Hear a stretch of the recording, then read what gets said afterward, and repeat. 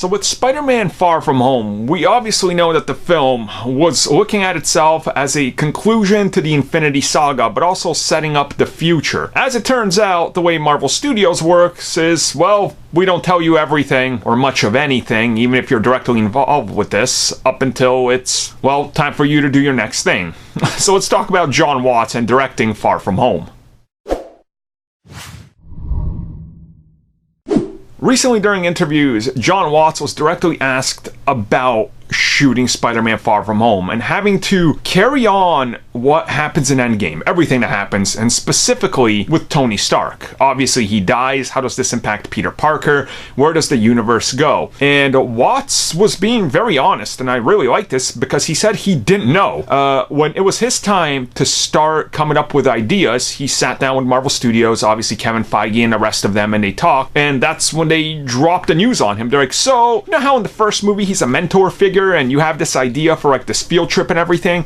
So now you gotta fit this entire thing in here that we shot and plan to put into Endgame. And he was like, what's that? And they're like, well, Tony's dead. And he talks about how he was like, okay, so I have this idea now, and I have this complete story of this field trip that I've been planning and everything and how that's gonna go, but now I have to go back and I have to add all of these extra elements about him dealing with his mentor's death. You can see how it's an interesting way that Marvel Studios works, and honestly, this isn't the first time we've heard something like this. There's plenty of directors out there that they get hired, they do their stuff, and then Marvel Studios comes in, they're like, so, you gotta change that and add this in there. They're like, dudes, we got like 4 months to go. They're like, yeah, reshoots, you acknowledge this. They're like, okay, well, I guess that's what's happening.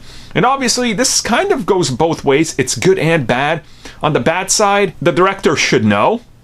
But on the good side of this, they've literally been doing this for 20 plus films. And they got their hands in on everything, and they hire you, and they tell you, and you know what you're doing. They give you a little bit of your own thing, but they come in, they're like, you gotta do what you gotta do, because this has gotta, you know, exist within what we're doing. So naturally, they had to go in there and be like, okay, Far From Home has to acknowledge this, because could you imagine if the film is out and Peter's just doing the field trip, having a good time, and they never acknowledge that Tony is dead? Everybody would complain, being like, wait a second, he just lost his mentor. No one's talking about this? Like, everybody knew who Iron Man was. The entire world knew. He saved the world.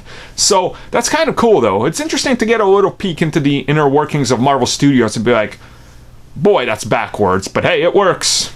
It works.